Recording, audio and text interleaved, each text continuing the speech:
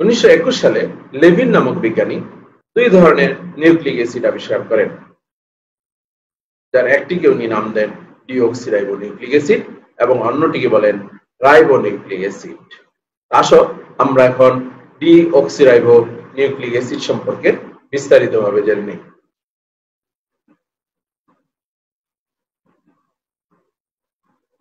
তো deoxyribonucleic acid, যাকে সংক্ষেপে বলা হয় ডিএনএ, এটি একটি বৃহৎ জৈব অ্যাসিড। একে জীবনের আণবিক ভিত্তি বলা হয়, যাকে ইংরেজিতে বলা হয় মলিকিউলার কোর অফ লাইফ। এখন প্রশ্ন হচ্ছে একে কেন জীবনের আণবিক ভিত্তি বলা হয়? কারণ জীবের সকল বৈশিষ্ট্যই এই ডিএনএ ধারণ করে এবং নিয়ন্ত্রণ করে, এই জন্য একে জীবনের আণবিক ভিত্তি বলা হয়। একে কোনো বিজ্ঞানী আবার মাস্টার মলিকিউলও বলেছেন, কারণ জীবকোষের সকল রাসায়নিক বিক্রিয়া এই ডিএনএ কর্তৃক নিয়ন্ত্রিত হয়। মানবদেহের প্রতিটি ডিপ্লয়েড কোষে 5 থেকে 6 পিকোগ্রাম ডিএনএ থাকে। পিকোগ্রাম কি, তাই না? 1 পিকোগ্রাম হচ্ছে 10⁻⁻12 গ্রাম। একজন প্রাপ্তবয়স্ক মানুষের দেহে প্রায় 100 গ্রাম ডিএনএ থাকে।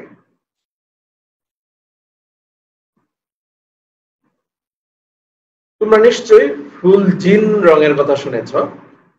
ক্রোমোজোম পড়ার সময় আমরা ফুল জিন রং ধারণ করার বিষয়টি জেনেছিলাম। জার্মান রসায়নবিদ রবার্ট ফুলজিন 1914 সালে ডিএনএ এর যে রঞ্জন পদ্ধতি উদ্ভাবন করেন, তাই ফুলজিন স্টেইনিং নামে পরিচিত। এখন আমরা ডিএনএ এর কাজ সম্পর্কে জানব। তো ক্রোমোজোমের গাঠনিক উপাদান হিসেবে ডিএনএ কাজ করে। এছাড়া বংশগতির আণবিক ভিত্তি অর্থাৎ বংশগতির বৈশিষ্ট্যের ধারক ও বাহক হিসেবে কাজ করে এবং জীবের সকল শারীরতাত্ত্বিক ও জৈবিক কাজের নিয়ন্ত্রক এই ডিএনএ। ডিএনএ এর মধ্যে যদি কোনো গোলযোগ দেখা দেয়, অর্থাৎ গুয়ানিন সাইটোসিনের সাথে যুক্ত থাকে, আমরা জানি যে গুয়ানিন হচ্ছে সাইটোসিনের পরিপূরক বেস জোট। এখানে অনেক সময় দেখা যায় যে গুয়ানিন সাইটোসিনের পরিবর্তে থাইমিনের সাথে যুক্ত হয়েছে, সেক্ষেত্রে একে বলা হয় মিসম্যাচ। আর এই ধরনের মিসম্যাচ হলে তা ডিএনএ নিজেই মেরামত করতে সক্ষম। আসো বিষয়টি আমরা একটা ভিডিওর মাধ্যমে দেখি। There's a polymerase, DNA polymerase, which copies to incorporate the wrong nucleotide. Normally there's going to be an A opposite a T and a C opposite a G, but suppose it makes a mistake and copies a T where a C should be. It should be GC, but now there's a T. So that's a mistake, a potential mutation. Another enzyme called EXO1, exonuclease, which chops off the mutant strand. And then it allows a DNA polymerase to come by and synthesize the correct strand, thereby fixing up the DNA and making it normal. DNA এর প্রধান কাজ হচ্ছে জীবের বৈশিষ্ট্য প্রকাশ করা। এখানে তোমরা কিছু চুলের ছবি দেখতে পাচ্ছ এবং মানুষের চোখের ছবি দেখতে পাচ্ছ। বিভিন্ন রকম চোখ, এই চোখের রং, চুলের রং, এইসব বৈশিষ্ট্য প্রকাশিত হয় মূলত বিশেষ বিশেষ প্রোটিনের জন্য। আর এই প্রোটিন তৈরির তথ্য থাকে ডিএনএ এর কাছে। সুতরাং জীবের যে বৈশিষ্ট্য প্রকাশিত হচ্ছে সেটি ডিএনএ এর কারণেই হচ্ছে। তো ইতিমধ্যে আমরা কাজের মধ্যে দেখেছি যে ডিএনএ কে বংশগতির ধারক এবং বাহক বলা হয়। তো কেন, এখন আমরা আসলে জেনে নেই যে কেন এই ডিএনএ কে বংশগতির ধারক এবং বাহক বলা হয়ে থাকে। প্রথমত, কোষ বিভাজনের সময় নির্ভুল প্রতিলিপি সৃষ্টি করে, অর্থাৎ অনুলিপন সৃষ্টি করে। তোমরা অনুলিপন সম্পর্কে আগেও জেনেছ। এখানে তোমরা ছবিতে দেখতে পাচ্ছ যে একটি ডিএনএ থেকে দুইটি ডিএনএ সৃষ্টি হচ্ছে, এটাকে বলা হয় প্রতিলিপন বা অনুলিপন। আর ডিএনএ এরকম একটি ডিএনএ থেকে যখন দুইটি ডিএনএ সৃষ্টি হয়, তখন সাধারণত তারা নির্ভুলভাবে দুইটি ডিএনএ সৃষ্টি করে থাকে। কোষের জন্য নির্দিষ্ট প্রোটিন সংশ্লেষ করে, বংশগতির সকল জৈবিক সংকেত বহন করে।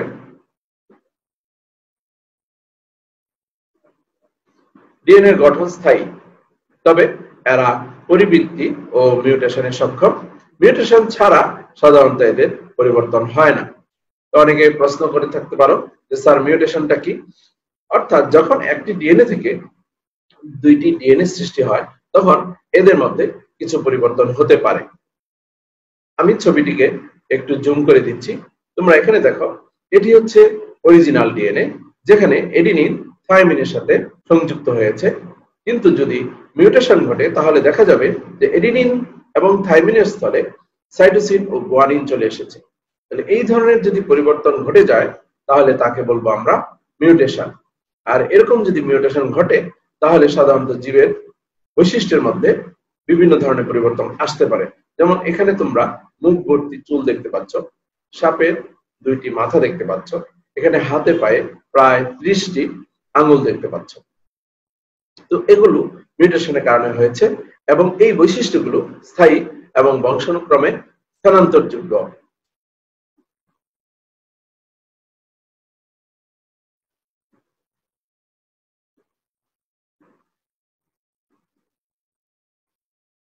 সুপ্রিয় শিক্ষার্থীবৃন্দ, এখন আমরা ডিএনএর ভৌত গঠন সম্পর্কে বিস্তারিতভাবে জানব।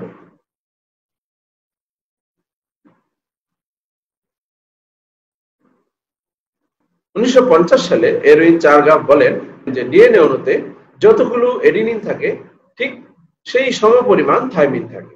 একইভাবে উনি বলেন যে যতগুলো সাইটোসিন থাকে ঠিক ততগুলোই গুয়ানিন থাকে। এই নীতিমালাকে বিজ্ঞানীরা চারগাফের নীতিমালা বলেছেন। চারগাফস, যাকে ইংরেজিতে বলা হয় চারগাফস রুল। একই সময়ে অর্থাৎ 1950 সালে রোজলিন্ড ফ্রাঙ্কলিন এবং মরিস উইলকিন্স এক্স-রে ক্রিস্টালোগ্রাফির মাধ্যমে কিছু তথ্য সংগ্রহ করেন এবং বলেন যে ডিএনএ গঠনকারী অন্তরণুর দূরত্ব 2.0 ন্যানোমিটার এবং 0.34 ন্যানোমিটার এবং 3.4 ন্যানোমিটার। আরো বলেন যে সম্ভবত ডিএনএ অণু ডাবল স্ট্র্যান্ড এবং এদের গঠন বাঁকানো। পরবর্তীতে 1953 সালে ওয়াটসন এবং ক্রিক, এই দুই বিজ্ঞানী ভৌত গঠনে পূর্ণাঙ্গ মডেল প্রস্তাব করেন এবং ওনারা এই মডেলের নাম দেন ডাবল হেলিক্স। তাদের সাথে বিজ্ঞানী উইলকিন্স সহ 1963 সালে নোবেল পুরস্কার দেওয়া হয়। তোমরা এখানে প্রশ্ন করতে পারো যে রোজলিন কোথায় গেলেন?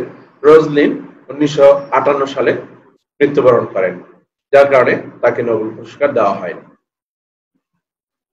এখানে তোমরা ছবিতে দেখতে পাচ্ছ যে ওয়াটসন এবং ক্রিক কিভাবে ওনাদের মডেলটি দাঁড় করিয়েছেন। ওনারা এই মডেলটি দাঁড় করাতে স্টিলের পাত, তার, স্ক্রু, বল্টু ইত্যাদির মাধ্যমে পেঁচানো সিঁড়ির ন্যায় মডেলটি দাঁড় করান 1953 সালে। তো সুপ্রিয় শিক্ষার্থীবৃন্দ, এখন আমরা একটি একটি করে ওয়াটসন এবং ক্রিকের দেওয়া ভৌত গঠনটি বিস্তারিতভাবে জানব।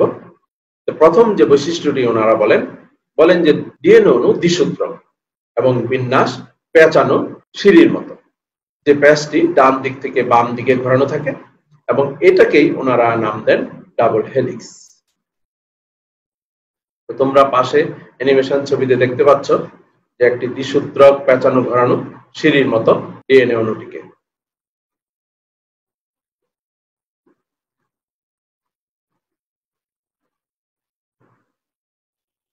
দ্বিতীয় বৈশিষ্ট্যটি ওনারা বলেন যে সূত্র দুটি সম দূরত্বে পরস্পর বিপরীতমুখী হয়ে অবস্থান করে, যার একটি 5 প্রাইম প্রান্ত থেকে 3 প্রাইম প্রান্তের কার্বনমুখী, অন্যটি 3 প্রাইম প্রান্তের থেকে 5 প্রাইম কার্বনমুখী। তাহলে আসো বিষয়টি আমরা বাম পাশের ছবি দ্বারা বুঝে নেই। ওনারা বলতেছেন যে সম দূরত্বে তোমরা এখানে একটি সুতা দেখতে পাচ্ছ, স্ট্র্যান্ড, এবং এই স্ট্র্যান্ডে তোমরা দেখো 5 প্রাইম অর্থাৎ 5 নং কার্বনটি সবার উপরে আছে। এই 5 নং কার্বন যে জায়গায় আছে ওনারা ওই প্রান্তটির নাম দেন 5 প্রাইম প্রান্ত।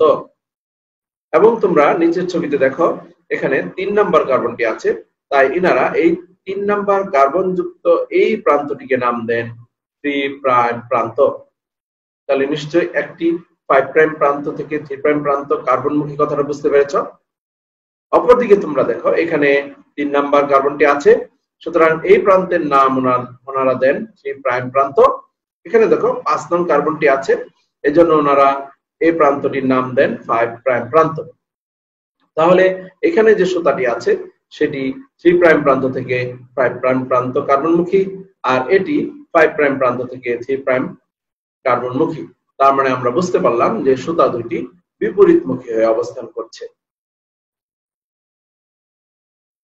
তৃতীয় বৈশিষ্ট্যে ওনারা বলেন যে সূত্র দুইটি ডিঅক্সিরাইবোজ সুগার এবং ফসফেটের পর্যায়ক্রমিক সংযুক্তির মাধ্যমে তৈরি হয়। তোমরা এই বৈশিষ্ট্যটি বোঝার জন্য অ্যানিমেশন ছবিটি ভালো করে খেয়াল করো।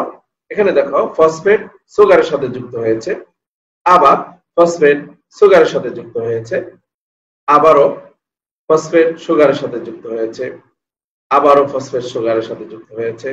এভাবে পর্যায়ক্রমিকভাবে সংযুক্তির মাধ্যমে সাধারণত এদের যে ব্যাকবোন সেটা তৈরি হয়। চতুর্থ বৈশিষ্ট্য ওনারা বলেন মাঝখানের যে ধাপ, সেই ধাপের একজোড়া নাইট্রোজেনাস বেস থাকে, অর্থাৎ একজোড়া নাইট্রোজেনাস বেস দিয়ে সাধারণত এই সিঁড়ির ধাপগুলো তৈরি হয়। তোমরা ছবিতে এখানে দেখো এডিনিন থাইমিনের সাথে যুক্ত হয়েছে। তো এডিনিন হচ্ছে থাইমিনের পরিপূরক। যেহেতু এডিনিন থাইমিনের সাথে যুক্ত হয় এবং গুয়ানিন সাইটোসিনের সাথে যুক্ত হয়, মনে রাখবে এডিনিন কখনো সাইটোসিনের সাথে যুক্ত হবে না, গুয়ানিন কখনো থাইমিনের সাথে যুক্ত হয় না। এজন্য এদেরকে অর্থাৎ এডিনিন এবং থাইমিনকে পরিপূরক বেস জোড়া বলা হয় এবং একই সাথে গুয়ানিন ও সাইটোসিনকে পরিপূরক বেস জোড়া বলা হয়।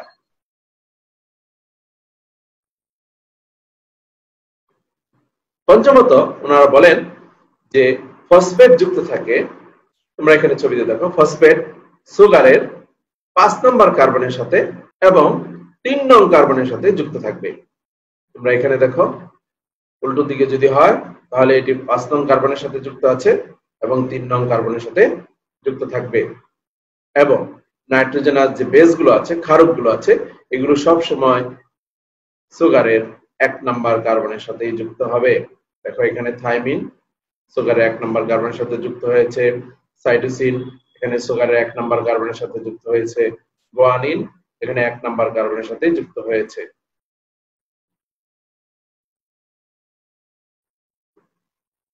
6 নম্বর বৈশিষ্ট্যে ওনারা বলেন যে ডিএনএ অণুতে 4 ধরনের নাইট্রোজেনাস বেস থাকে। তার একটি হচ্ছে এডিনিন, একটি হচ্ছে থাইমিন, একটি হচ্ছে গুয়ানিন এবং অন্যটি হচ্ছে সাইটোসিন। এবং এই নাইট্রোজেনাস বেসগুলোর মধ্যে এডিনিন থাইমিনের সাথে 2টি হাইড্রোজেন বন্ধনীর মাধ্যমে যুক্ত থাকে এবং গুয়ানিন সাইটোসিনের সাথে 3টি হাইড্রোজেন বন্ধনীর মাধ্যমে যুক্ত থাকে। দেখো এখানে এডিনিন থাইমিনের সাথে 2টি হাইড্রোজেন বন্ধনীর মাধ্যমে যুক্ত হয়েছে, এখানে দেখো গুয়ানিন সাইটোসিনের সাথে 2টি হাইড্রোজেন বন্ধনীর মাধ্যমে যুক্ত হয়েছে। বন্ড যে তৈরি হলো, এই যে হাইড্রোজেন বন্ড তৈরি হলো, পাশাপাশি অবস্থিত 2টি ক্ষারকের মধ্যে দেখো অক্সিজেন হাইড্রোজেন এবং নাইট্রোজেনের সাথে যুক্ত হয়েছে। আবার দেখো নাইট্রোজেন ও হাইড্রোজেন নাইট্রোজেনের সাথে যুক্ত হয়েছে। আবার এখানে দেখো NHO। তাহলে এখানে যে কথাগুলো লেখা হয়েছে সেগুলো নিশ্চয়ই বুঝতে পেরেছো।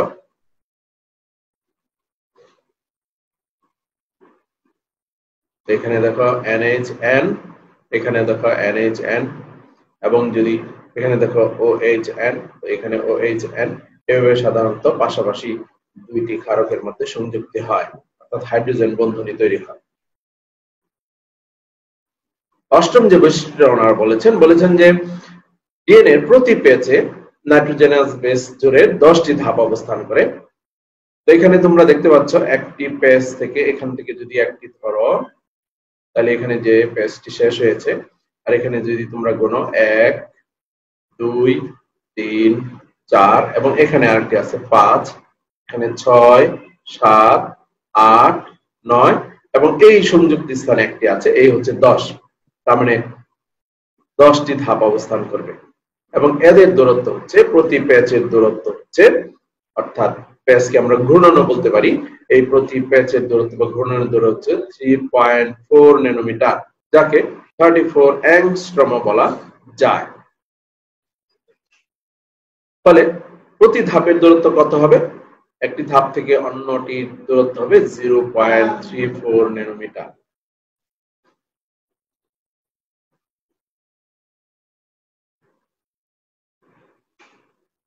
নবম বৈশিষ্ট্যটি ওনারা বলেছেন যে প্রতিটি প্যাচে হেলিক্স দুটির ব্যাস 2 ন্যানোমিটার। তোমরা এখানে ছবিতে দেখো 2 ন্যানোমিটার।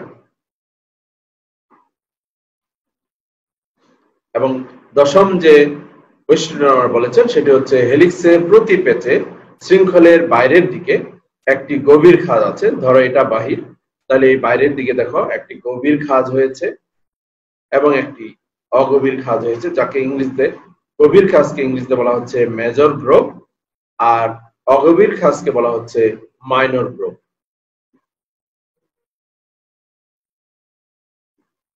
মনে রাখবে দুইটি পিউরিন অর্থাৎ এডিনিন এবং গুয়ানিন পাশাপাশি বসতে পারে না। যদি বসে তাহলে তাদের দূরত্ব কখনোই 2 ন্যানোমিটার হবে না। আবার যদি থাইমিন এবং সাইটোসিন অর্থাৎ দুইটি পাইরিমিডিন পাশাপাশি বসে তাহলে কিন্তু 2 ন্যানোমিটার দূরত্ব, এদের ব্যাসটা 2 ন্যানোমিটার কম হবে। এজন্য কখনোই, আর আমরা কি শিখেছি? আমরা শিখেছি যে এদের ব্যাস সব সময় 2 ন্যানোমিটার থাকবে। তো 2 ন্যানোমিটার থাকার জন্য এরা কখনোই, এডিনিন কখনোই গুয়ানিনের সাথে যুক্ত হয় না, অর্থাৎ দুইটি পিউরিন কখনো একসাথে যুক্ত হয় না এবং দুইটি পাইরিমিডিন কখনো পাশাপাশি যুক্ত হয় না। 11তম বৈশিষ্ট্যটি ওনারা যেটা বলেছেন সেটা হচ্ছে প্রতি ঘূর্ণনে মনোনিউক্লিওটাইডের সংখ্যা 10 জোড়া, অলরেডি আমরা জেনেছি, এবং প্রতিটি প্যাচে হাইড্রোজেন বন্ডের সংখ্যা 25টি। আসো আমরা একটু গণি। এখানে আমরা যদি গণি, এই হচ্ছে 1 জোড়া, 2 জোড়া, 3 জোড়া, 4 জোড়া, 5 জোড়া, 6 জোড়া, 7 জোড়া, 8 জোড়া, 9 জোড়া এবং 10 জোড়া। একটি প্যাচের মধ্যে সবসময় 10 জোড়া মনোনিউক্লিওটাইড থাকবে এবং এই মনোনিউক্লিওটাইডের মধ্যে দেখো বন্ড গুলা হিসাব করি। এখানে দেখো 2টি বন্ড, এখানে 3টি বন্ড, 5টি হলো। এখানে দেখো 3 আর 2 5, তাহলে 10 হলো। এখানে তাহলে দেখো এখানে 5 15, এখানে 5 20 এবং এখানে 5, মোট 25। অর্থাৎ 10 জোড়া নাইট্রোজেনাস বেস গুলোর মধ্যে সব সময় হাইড্রোজেন বন্ডের সংখ্যা থাকবে 25। এদের আণবিক ওজন 10⁶ থেকে 10⁹ ডাল্টনের মধ্যেই থাকে।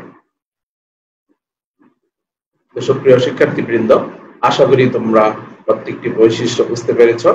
এখন আসো আমরা একটি ভিডিওর মাধ্যমে এই বৈশিষ্ট্যগুলো ভালোভাবে জেনে নেই।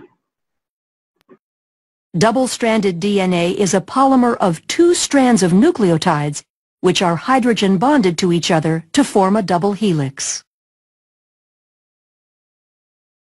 Nucleotides are molecules that consist of a deoxyribose sugar, a phosphate, and one of 4 nitrogenous bases.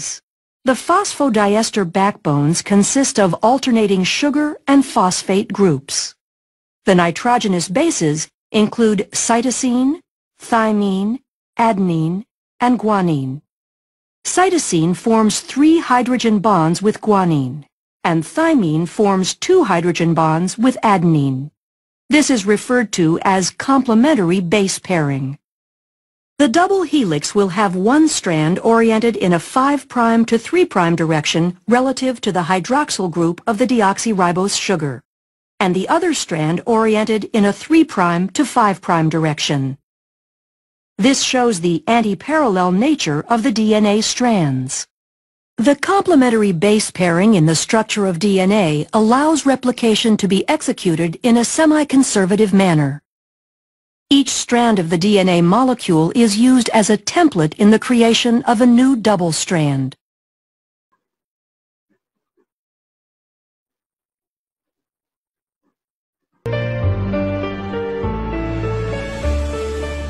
সবাইকে ধন্যবাদ জানিয়ে আজকের ক্লাস এখানেই শেষ করছি।